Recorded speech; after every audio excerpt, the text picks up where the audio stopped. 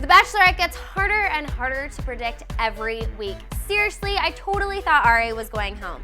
I don't know why, maybe it's because I saw him out mingling with women at the Scottsdale bars a week ago. Just saying. Emily and her three amazing men headed to yet another exotic vacation spot to spend some one-on-one time. Sean and Emily were having a great date overlooking the ocean during a helicopter ride and hanging out on the beach. As Emily put it, Sean was perfect and she felt perfect and the whole date was perfect. Sean seemed to be enjoying himself too, although I couldn't really tell due to all his one-eyed squinting. Did anyone else notice he was always squinting with one eye?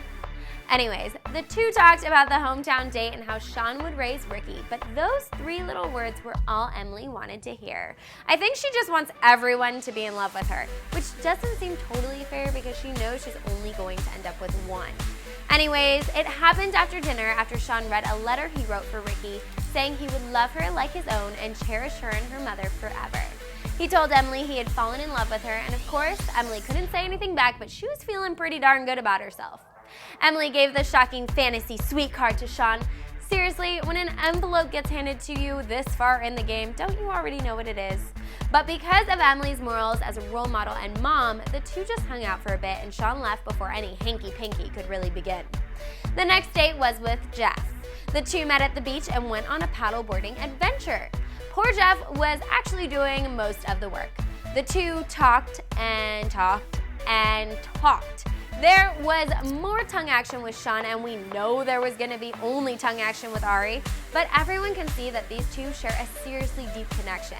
Their relationship just seems so real. I really love Jeff now and think he is going to be the perfect man for Emily when she chooses him at the end. Finally, someone turned the tables on Emily. During the dinner date, Jeff asked her some pretty tough questions about where she would want to live, how Ricky would like him, and why she hadn't found the man for her yet. Once again, Emily handed him the fantasy sweet card, but instead of Emily turning Jeff down, Jeff was the one to forego the fantasy suite, saying that he wanted to respect their families who were now involved in the process too. Love him! The two went back to check out the suite and spend a bit more alone time together, but then he left her alone for the night. Last but obviously not Emily's least was Ari.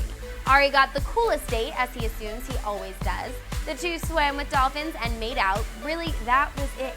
The only sounds we heard coming from them were, "Get a room, gross." During dinner, though, they did talk while catching their breath about life away from the Bachelorette and how they would raise Ricky together. After the intense, sensual date, Emily decided not to even give Ari the option of a fantasy suite. She didn't trust herself. Oy. Finally, it was time to send someone home. But who? Emily cried while talking to Chris and watching each man's pre-rose ceremony message. She looked pained while each man spilled their hearts to her. But the decision had to be made and Sean was sent packing. Although he was clearly heartbroken, he left with such grace. My roommate and I definitely agreed that he should be the next Bachelor.